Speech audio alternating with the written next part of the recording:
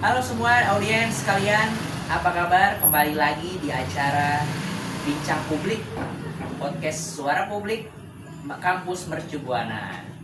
Podcast ini akan membahas mengenai isu-isu terhangat politik di negara ini, di Indonesia ya. Dengan menghadirkan bintang tamu yang sangat spesial. Ini dia salah satu mahasiswa dari Mercu Buana.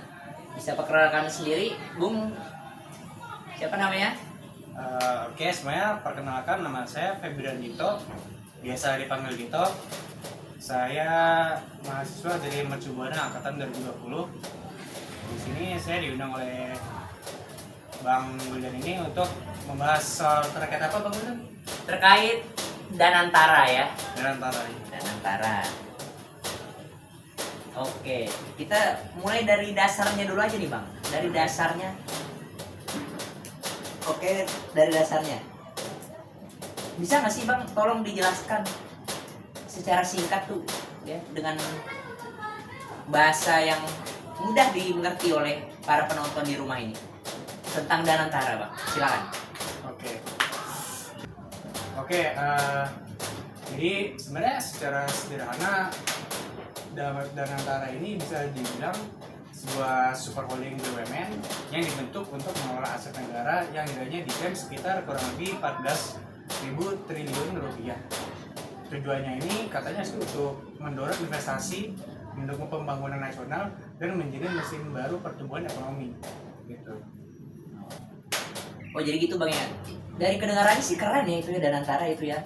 Dia menjadi super holding untuk mengelola dana perusahaan BUMN seluruhnya. Dan nilainya itu sangat besar ya, 14.000 triliun. Wow, itu benar-benar uang yang sangat banyak gitu ya, dikelola sama satu lembaga.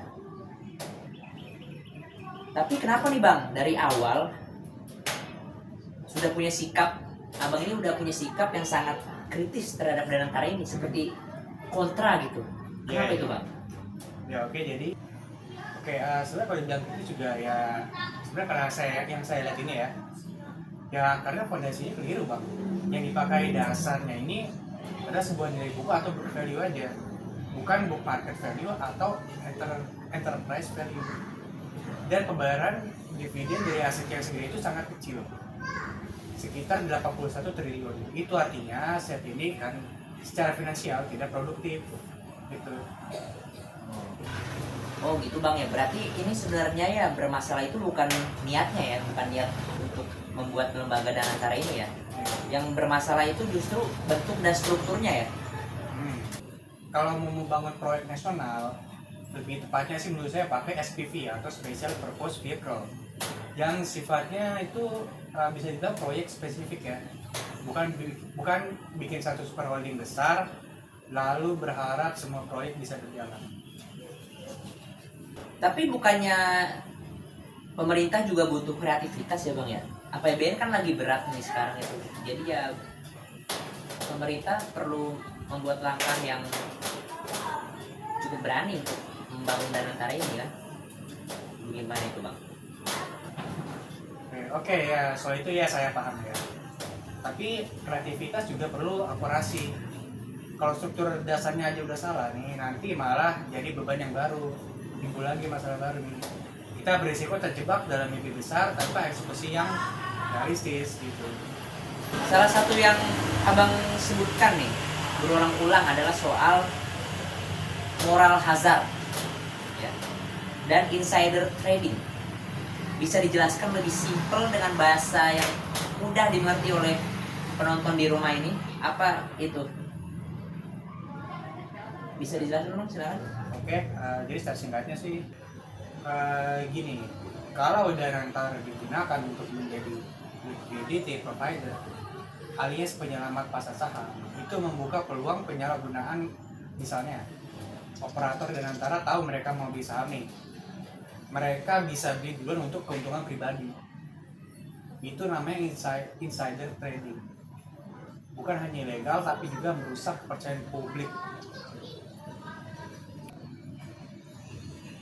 Waduh, jadi ini bukan cuma masalah teknis aja ya Bang ya, tapi juga masalah etika dan hukum ya Bang ya. Ya betul sekali. Jadi Dan juga sebenarnya pasar modal itu sangat sensitif terhadap kepercayaan ya. Begitu hilang percayanya ya susah lagi untuk mengembalikannya gitu. Oke, kalau gitu abang nih punya kayak solusi alternatif nggak tuh ya, selain pemerintah ini membuat super holding seperti Danantara ini? Apa kira-kira solusi yang bisa abang kasih? Barangkali nih nanti pemerintah ini bisa dengar gitu saran dan solusi dari abang nih. Ya, oke. Kalau dari saya sendiri ya, sebenarnya saya dari awal ini udah mengusulkan 2 pendekatan. Pertama, bentuk SPV, kendaraan kecil berbasis proyek, seperti Green Fund untuk ekosistem hijau atau Tourism Fund untuk sektor pariwisata. Yang kedua ini, jika Dinantara sudah terbentuk dan tidak bisa dibatalkan, kita ubah aja model bisnisnya. Fokus pada memperbaiki BUMN yang sakit ini, jadi semacam PK BUMN lah, biar benar lagi gitu. Dan baru kemudian membuat SPV di bawahnya untuk proyek-proyek strategis gitu. Jadi gitu bang ya, saran dari abang ya. Jadi ini bukan sekedar pegang aset yang besar yang nilainya triliunan, besar sekali, lalu bingung nih mau ngapain nih asetnya nih, diapain, dikelolanya seperti apa gitu kan. Jadi aset yang nggak produktif, mungkin malah nanti bisa menimbulkan ya hal-hal yang melanggar hukum lain gitu ya, yang nantinya akan merugikan secara nasional gitu.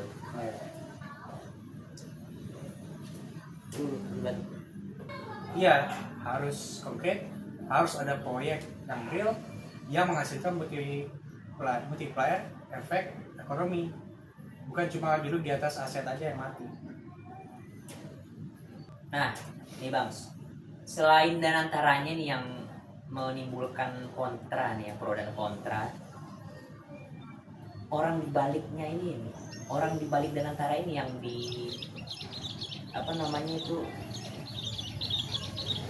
yang harus mengelola Danantara ini nih, itu juga kontra nih bang, karena track record mereka, latar belakang mereka tuh sangat-sangat cukup bermasalah, pernah punya kasus segala macam gitu. Itu bagaimana menurut abang sendiri bang? Oke.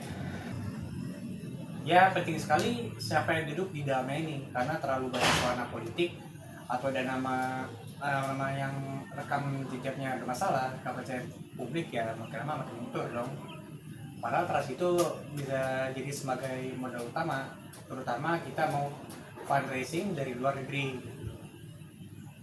Oh, jadi maksudnya selain struktur bisnisnya yang harus benar, orang-orang di dalamnya yang mau ngelola ini juga harus bersih dan kredibel ya bang ya, yang nggak ada kasus, yang nggak pernah punya kasus, yang nggak punya track record buruk ya. Tentu. Seperti itu ya bang ya. Iya betul, exactly. Kalau tidak, ya yang terjadi adalah keraguan dari dalam dan luar negeri, dan itu bisa mengancam keseluruhan misi dari Danantara ini sendiri. Ini abang kan nih sangat khawatir ya mengenai Danantara ini ya. Sekali. Abang ini kayak udah punya vision tentang hal-hal yang mungkin akan terjadi misalkan Danantara ini dilanjutkan gitu.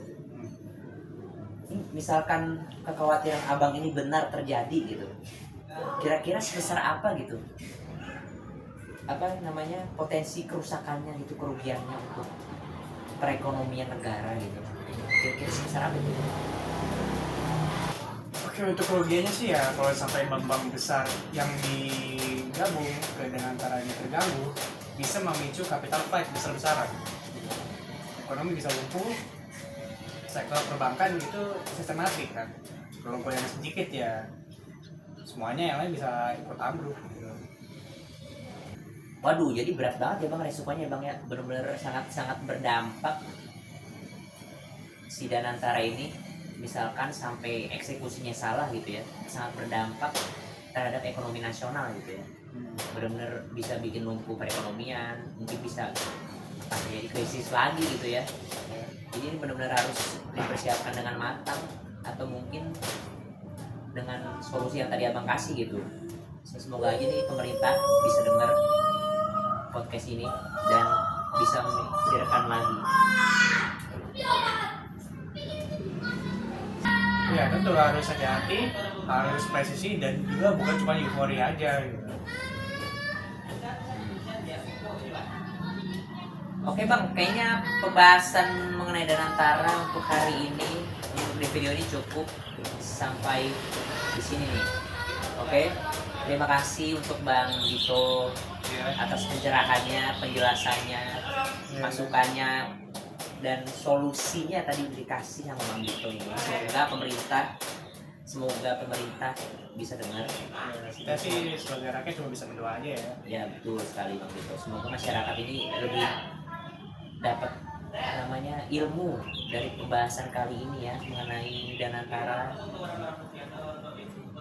Terima kasih Bang Dito sudah hadir. Ya, terima kasih juga ya sudah diundang ke podcast ini, Bang Wildan ya.